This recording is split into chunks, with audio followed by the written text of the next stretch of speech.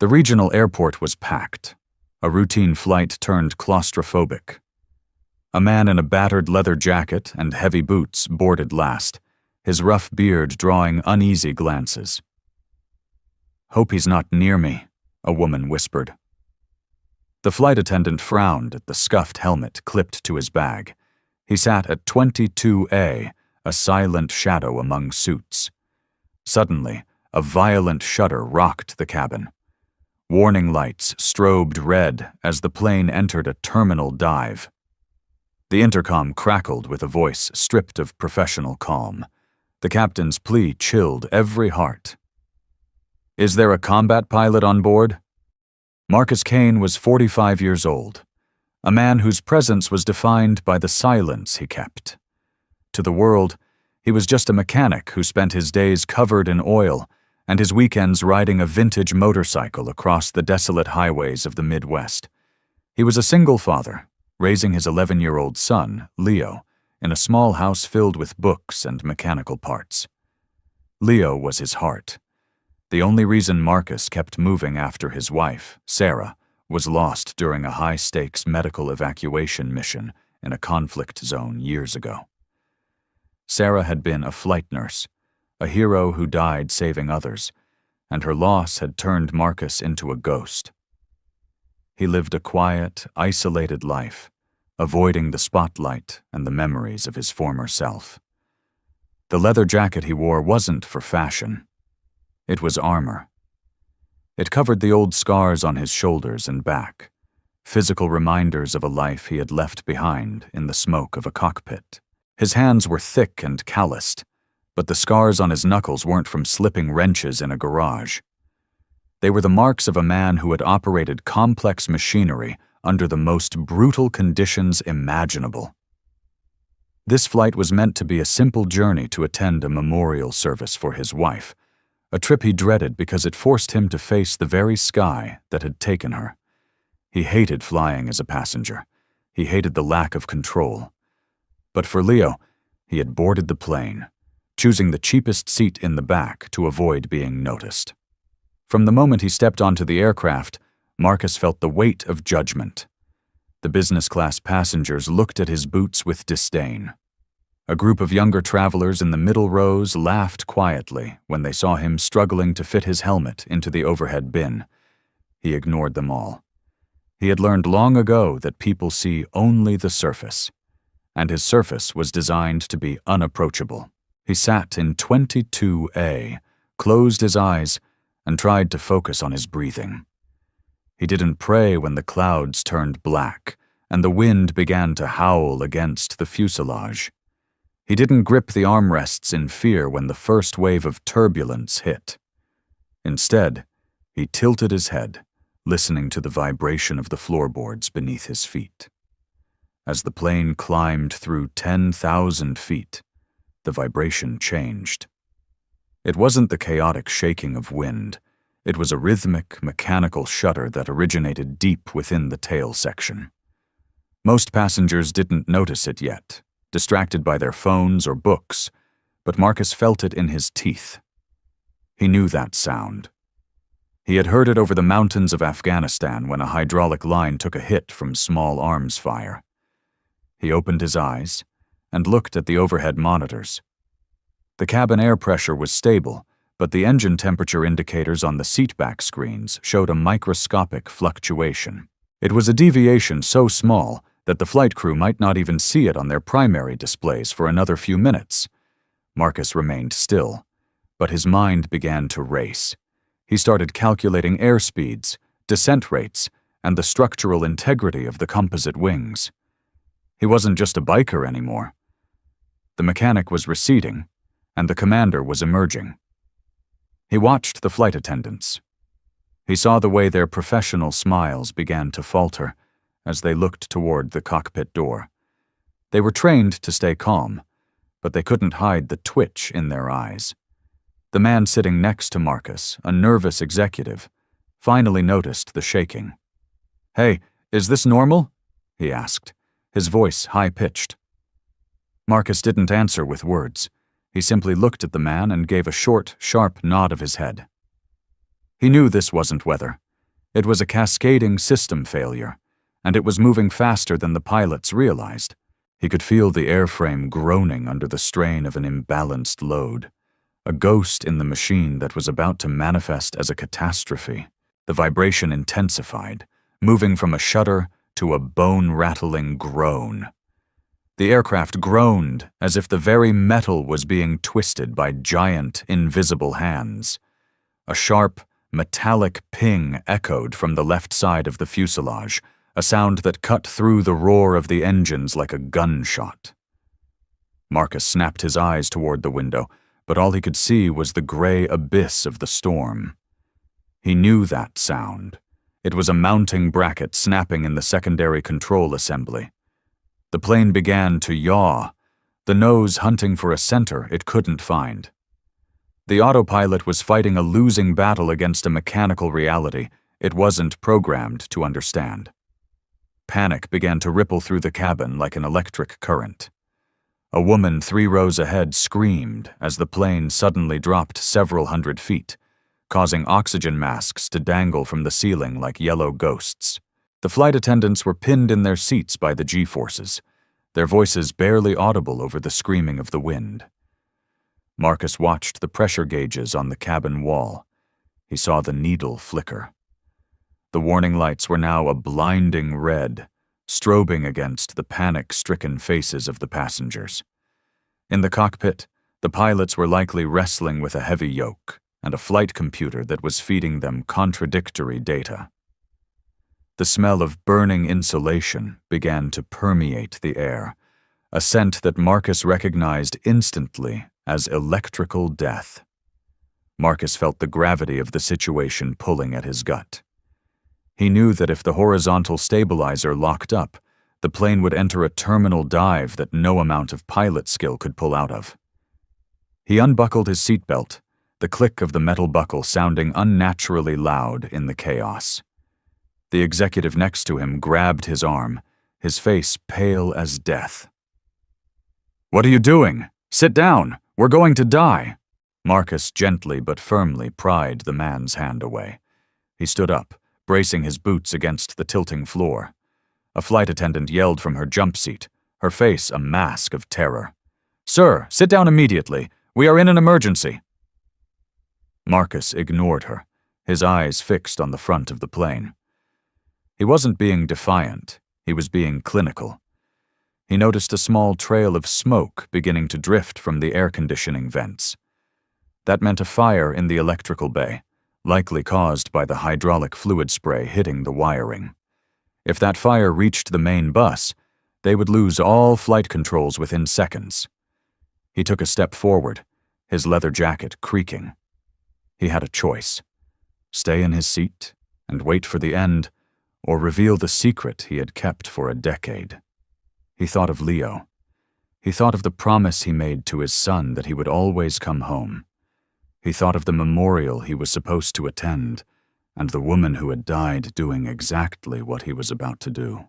He could see the structural rivets vibrating in their sockets, a sign that the airframe was reaching its harmonic limit. The captain's voice finally came over the speakers. It wasn't the calm, reassuring tone of a commercial pilot. It was the voice of a man who was looking at a death sentence. "Ladies and gentlemen, we are experiencing a significant flight control malfunction. Is there a combat pilot on board? I repeat, is there a combat pilot on board?" The request was specific. A commercial pilot wouldn't be enough for this. They needed someone who knew how to fly a broken machine by the seat of their pants, someone who had experience with manual override systems and high-stress combat maneuvers. The cabin went silent for a heartbeat, the only sound the screaming of the engines and the wind. Everyone looked around, desperate for a savior in a uniform. Marcus stood in the center of the aisle, his tall frame nearly touching the ceiling. He looked like anything but a pilot. The leather of his jacket was scuffed, his jeans were worn, and his biker boots were caked with the dust of the road. A few passengers who had mocked him earlier stared up at him with wide, confused eyes. A man in the back whispered, "No way, not that guy." Marcus didn't look at them. He didn't seek their approval. He raised his hand, his voice deep and resonant, cutting through the ambient noise of the crashing plane. "Yes," he said, "I'm here." The cabin fell into a stunned silence. The flight attendant, who had been screaming at him to sit down, froze. She looked at his rugged appearance, his rough beard, and the motorcycle helmet still clipped to his bag. She looked for a pilot's wings, a uniform, anything that signaled authority. All she saw was a biker. But then she looked into his eyes. She saw a cold, unwavering focus that she had never seen in her life. It was the look of a predator who had found its prey. Marcus reached into his pocket and pulled out a small laminated card, his old military ID. It was faded, the edges frayed, but the words were still clear. Combat Pilot, Special Operations, Classified. The flight attendant's hand shook as she took the card. She didn't even need to verify it. The transformation in Marcus was enough. He was no longer the man in 22A. He was Commander Kane. She immediately unbuckled her harness and gestured toward the front of the plane. "This way, sir. Please, hurry." Marcus moved through the cabin with a grace that contradicted his size. As he passed the rows of terrified passengers, the whispers changed. The mockery was gone, replaced by a desperate, clinging hope. The young woman who had hoped he wouldn't sit near her now reached out a hand, her fingers grazing his leather sleeve as if seeking a blessing. Marcus didn't stop. He walked to the cockpit door. The biker, who was about to save their lives. The cockpit door hissed open, and Marcus was hit by a wave of heat and the smell of ozone. The cockpit was a chaos of flashing lights and warning sirens. The co-pilot was slumped in his seat, his forehead bleeding from a strike against the panel. The captain was white-knuckling the yoke, his muscles twitching as he fought the aerodynamic forces trying to tear the plane apart. He looked back, his eyes wide with shock when he saw Marcus. "You're the pilot? Where's your uniform?" Marcus didn't waste a second on pleasantries. He stepped behind the captain's seat, his hands already hovering over the secondary control banks. "The uniform doesn't fly the plane, Captain. The man does. Tell me your status." The captain stuttered for a second before finding his voice. "Total loss of pitch control on the left elevator. The flight computer is locked in a feedback loop. We're losing altitude at 4,000 feet per minute." Marcus leaned over, his eyes scanning the hundreds of switches and dials with a speed that spoke of thousands of hours in a cockpit. He didn't look at the main screens. He looked at the manual cable tension gauges hidden at the base of the pedestal. "You don't have a computer problem, Captain. You have a physical obstruction. The secondary cable has jumped the pulley and is jamming the actuator. The fly-by-wire system is fighting a mechanical jam it can't overcome." Marcus didn't take the seat. He stood behind the captain, his voice calm, steady, and utterly authoritative. He sounded like a man who had seen the world burn and wasn't impressed. "I need you to kill the main flight bus. Now!" The captain gasped. "If I do that, we lose the autopilot and the stabilization systems." Marcus leaned in, his face inches from the captain's. "The autopilot is trying to kill us because it thinks the plane is straight. We need to fly this manually. Trust me. I've landed a carrier-based jet with one wing missing. I can get this bird on the ground. We're going to use the trim wheels and engine bias to maintain attitude." The captain, seeing the iron resolve in Marcus's eyes, flipped the master bus switch. The cockpit went dark for a split second before the emergency lights kicked in. The silence was terrifying, but the vibration stopped. Marcus began barking orders, his mind working faster than any silicon chip. He began manipulating the engine thrust levers with surgical precision, feeling for the sweet spot where the asymmetric lift would stabilize. He ignored the screaming master caution alarm, focusing solely on the tactile feedback of the airframe. He was reading the wind through the skin of the aircraft, calculating the lift-to-drag ratio in his head. Every muscle in his body was coiled like a spring, ready to react to a sudden stall or a structural snap. He instructed the captain on how to use the engine thrust to compensate for the lost elevator control, a technique known as differential throttling. It was a maneuver taught only to the most elite combat pilots. For the next 20 minutes, Marcus acted as the brain of the aircraft, his hands moving over the captain's shoulders, guiding every micro-adjustment. He was a conductor leading a broken orchestra through a masterpiece of survival. He watched the airspeed indicator like a hawk, knowing that even a 5-knot deviation could trigger a stall from which there was no recovery. "Hold the line," he whispered, his voice a low growl of pure determination. Slowly, miraculously, the plane leveled off. The terrifying dive was over. Marcus watched the altimeter stabilize. They were at 6,000 feet, flying through the heart of the storm, but they were flying. He looked at the captain. "We have 90 seconds of structural integrity left on that wing route before the vibration returns. We need to put this down on the nearest highway or strip. Now, forget the landing gear. We're going in hot and flat." The captain nodded, his respect for the man in the leather jacket now absolute. Marcus had saved the flight, not with a miracle, but with the cold, hard application of skill that everyone else in the hangar had forgotten. The cabin remained in a state of breathless silence, the passengers unaware of the technical war being fought just feet away. But they felt the plane change. They felt the hand of a master on the controls. The landing was anything but smooth. They touched down on a secondary runway at a small municipal airport, the tires screaming as they fought for grip on the rain-slicked tarmac. The plane swerved, the engines roaring in reverse thrust, until finally it came to a shuddering halt just yards from the end of the runway. For a long moment there was no sound but the rain hitting the fuselage and the ticking of the cooling metal. Then, a roar of relief and applause erupted from the cabin. People were sobbing, hugging each other, and shouting in joy. They had survived a certain death, and they knew exactly who to thank. The smell of scorched rubber and hydraulic fluid filled the air, a violent reminder of how close they had come to the edge. Marcus didn't stay to hear the cheers.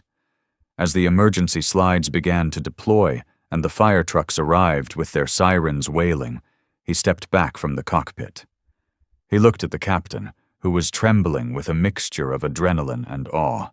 "Nice work, Captain," Marcus said simply. The captain stood up, reaching out a hand. "Sir, I don't even know your name. The airline, the news.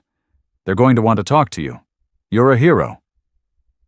Marcus looked at the hand, then back at the captain. He didn't take it. "I'm just a guy who wanted to get home, keep my name out of the reports, tell them the equipment recovered, tell them whatever you want. I have a memorial to get to. My duty here is done." Marcus walked out of the cockpit, his leather jacket zipped up tight. As he moved through the cabin toward the exit, passengers stood up, reaching out to touch him. They wanted to thank him, to know who he was, to capture the moment on their phones. Marcus kept his head down, his face a mask of indifference. He didn't want the fame. He didn't want the medals.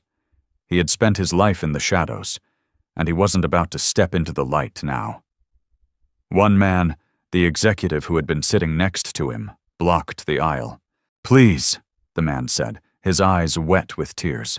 "Let me do something for you, anything." Marcus looked him in the eye. "Just be a good person," he said, "and sit in your seat next time. Life is too short for anything else." He slipped out of the plane before the local news crews could arrive. He walked across the tarmac in the pouring rain, his motorcycle helmet tucked under his arm. He didn't wait for the airline to arrange a hotel or a limo. He walked to the airport fence, found a gap, and disappeared into the night. He was a ghost again. The flight attendants tried to find him. The airline searched the manifest for his details, but Marcus had used an old military travel voucher that was linked to a redacted file. By the time the sun came up, the biker hero was the biggest story in the country. But the man himself was already hundreds of miles away, riding his motorcycle toward a quiet grave. He didn't do any interviews. He didn't post on social media. He didn't even tell his son the full truth of what had happened.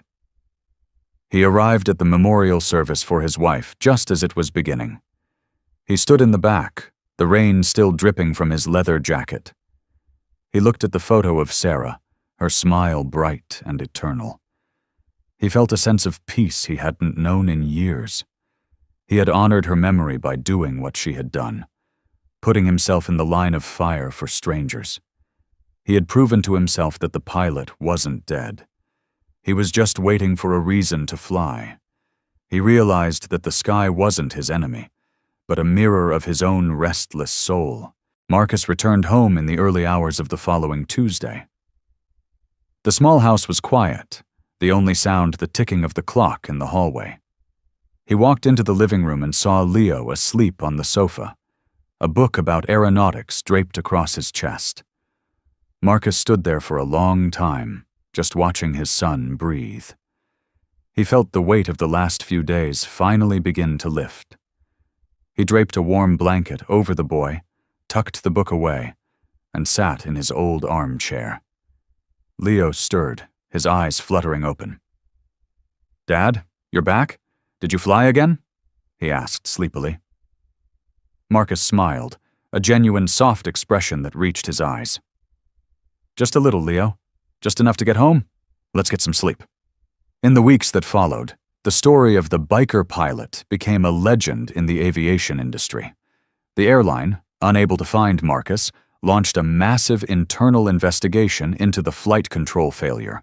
They discovered the mechanical flaw Marcus had pointed out, a defect that was present in hundreds of other aircraft. Because of his actions, a global safety directive was issued, and the flaw was fixed across the entire fleet. Thousands of lives were saved, not just on that one flight, but on countless flights in the future. The captain of the flight was promoted, but in every interview he insisted on telling the story of the man in the leather jacket. "He wasn't just a pilot," the captain told a national news program. "He was the soul of the machine. He saw what we couldn't." Internal memos circulated through the airline's headquarters. They called him the Phantom Aviator. They updated their training manuals, adding a new section on manual thrust compensation, a maneuver now unofficially named the cane correction. New safety protocols were mandated, requiring pilots to undergo analog training to ensure they could fly if the computers failed. The culture of the airline changed. They stopped relying solely on data and started encouraging their crews to listen to their aircraft. All of this because a man in a biker jacket decided to stand up when everyone else was sitting down. He had changed the industry without ever uttering a word in public. Marcus went back to his garage. The work was steady, the grease was familiar, and the silence was his own. But something had changed in the town. People stopped looking at his leather jacket with suspicion. They didn't know for sure if he was the man from the news, but they felt the aura of authority he now carried. When he walked into the local diner, the talking would stop for a heartbeat, not out of fear, but out of a sudden, instinctive respect. The younger mechanics in his shop stopped complaining about the old-school ways Marcus taught them. They began to realize that the man who could fix a vintage Harley could also handle a jet at 30,000 feet. His garage became a sanctuary for those who valued the truth of iron over the promise of software. One evening, as Marcus was closing up the shop, a sleek car pulled up to the curb. A man in a high-end suit stepped out, holding a briefcase. He looked around the grease-stained garage with a mixture of confusion and awe. "Marcus Kane?" he asked. Marcus didn't look up from the engine he was cleaning. "I'm busy. If it's a transmission job, come back Monday. I don't care how much you're paying." The man smiled. "I'm not here for a repair. I'm here to deliver a letter. From someone you helped. They said you'd know what it means." He placed a small, elegant envelope on the workbench and walked away without another word. Marcus opened the envelope. Inside was a simple note on heavy stationery. It didn't have a name, but it had a logo he recognized, the symbol of the Flight Nurse Association. The note said, "You flew for her, and because you did, we can still fly for them. Thank you, Commander. The sky is safer tonight." Attached to the note was a small silver pin, a set of combat pilot wings. Marcus held the wings in his hand, the metal cool against his calloused skin. He didn't put them on. He didn't pin them to his jacket. He simply placed them in his pocket, next to the photo of Sarah he always carried. He knew that his journey was far from over, but for the first time in years, the engine of his life felt perfectly in tune. The legend of the biker who saved the sky would live on in the stories of the passengers and the logs of the pilots. But Marcus Kane was content to be the man who walked his son to school. He knew that true heroism